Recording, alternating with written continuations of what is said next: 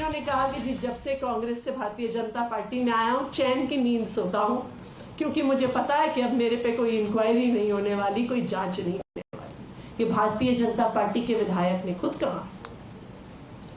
तो क्यों अलग अलग पार्टियों को भारतीय जनता पार्टी तोड़ पाती है?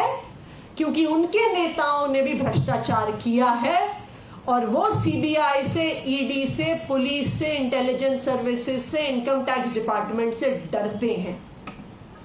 लेकिन भारतीय जनता पार्टी को पता नहीं है कि जब वो मनीष सिसोदिया को ऑफर देने आते हैं तो मनीष सिसोदिया जी जैसा कट्टर ईमानदार नेता उन्हें किसी पार्टी में नहीं मिलेगा।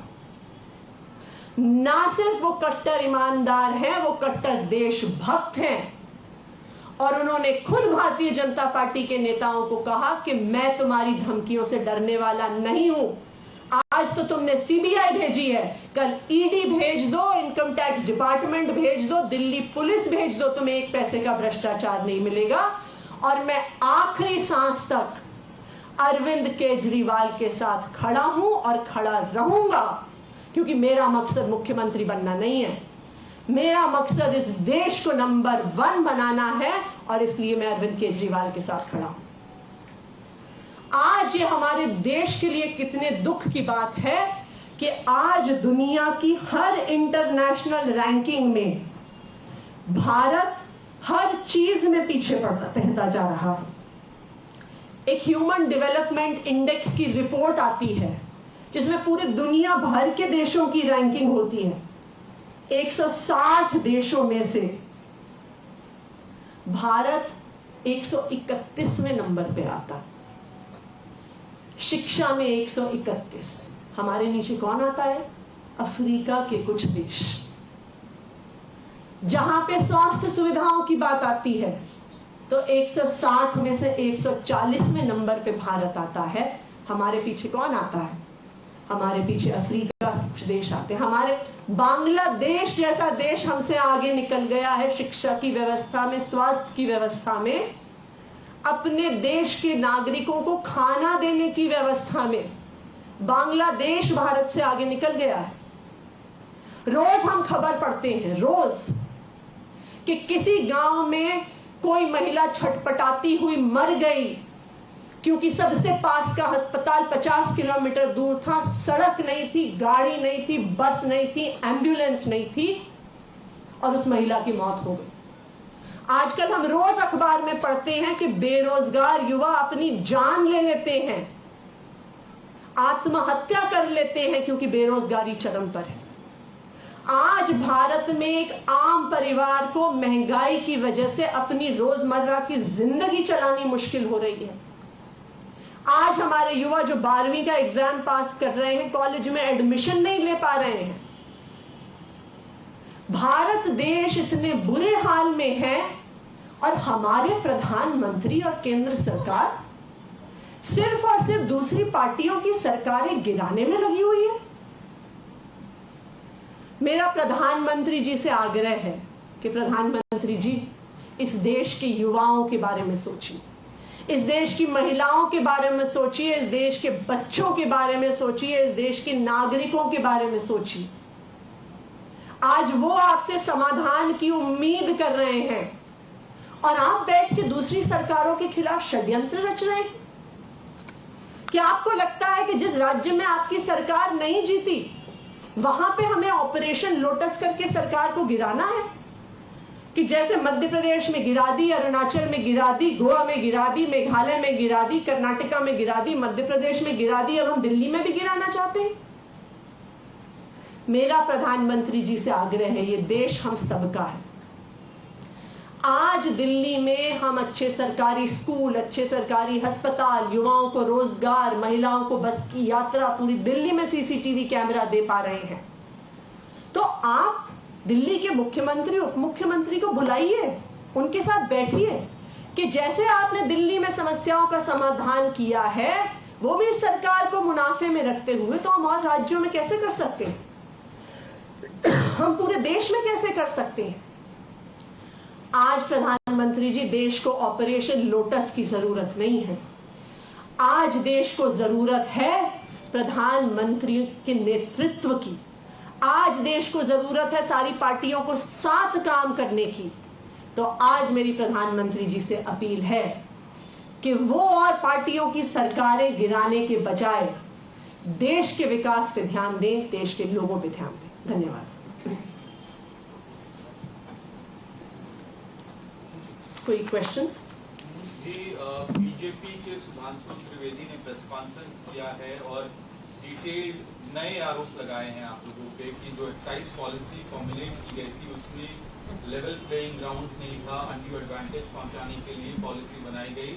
इंडो स्पिरिट एक मैन्युफैक्चरर है जिसको L1 लाइसेंस दिया गया, जो मैन्युफैक्चरर भी है, फिर वो रिटेलर और होलसेलर डिस्ट्रीब्यूटर सब बन गया। इस तरह के बड़े नए और बड़े आरोप लगाए गए हैं।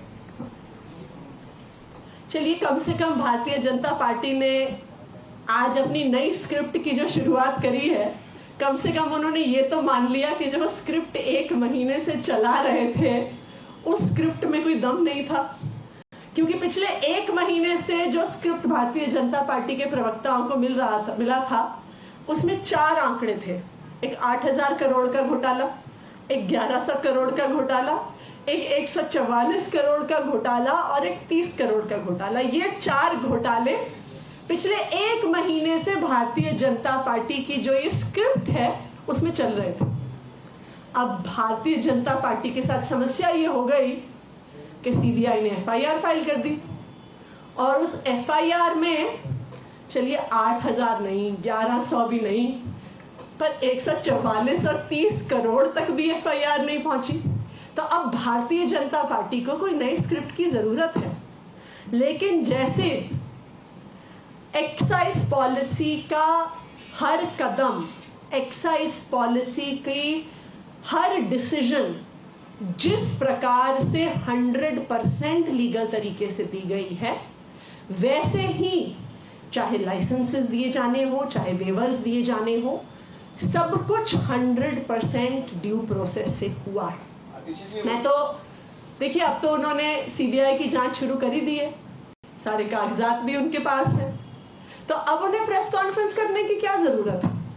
अगर इतना बड़ा घोटाला है तो सीबीआई को तो पता चल जाएगा। अब तो सारे डॉक्यूमेंट्स उनके पास हैं, अब तो वो फोन भी ले गए, कंप्यूटर भी ले गए, फाइल भी ले गए, हार्ड डिस्क ले गए, सब कुछ ले गए।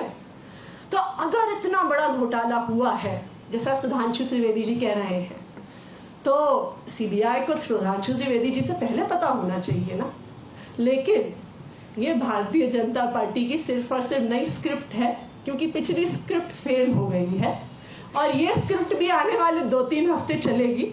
उसके बाद एक नई स्क्रिप्ट लॉन्च कर दी जाएगी कि हो सकता है कि उसमें 8,000 के बजाय 10,000 करोड़ का घोटाला हो जाए, लेकिन इनमें से किसी भी आरोप में कोई भी आधार, कोई भी प्रमाण नहीं है। आतिशी, आपने रेवेन्यू की बात करी कि रेवेन्यू जो जनरेट हुआ है अभी तक किसी भी पॉलिसी में आम आदमी पार्टी की, उसमें कोई नुकसान नहीं हुआ है, प्रॉफिट है।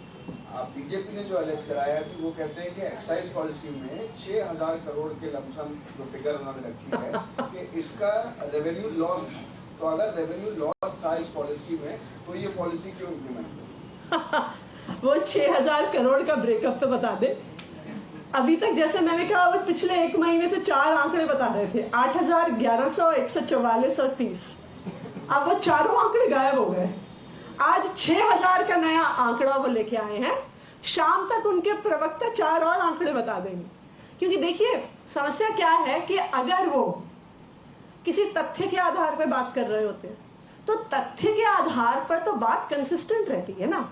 मतलब ये नहीं हो सकता कि घोटाला 8,000 का भी है और 1,100 का भी है और 144 का भी है और 30 करोड़ का भी है और 6,000 का भी है। लेकिन हो ये रहा है कि भारतीय जनता पार्टी के जो प्रवक्ता हैं वो आजकल बॉलीवुड स्क्रिप्ट राइटर्स का काम कर रहे हैं। अब वो जैसे नेटफ्लिक्स की सीरीज होती है ना कि उसमें एक एपिसोड के बाद अब अगला एपिसोड आना है। अब भाई जब अगला प्रेस कॉन्फ्रेंस करना है, सीरीज की अगली पीसी उनको रिलीज करनी है, तो उसमें जैसे अगले एपिसोड के लिए कुछ स्क्रिप्ट लिखना पड़ता है ना, तो उनको भी लिखना पड़ता है।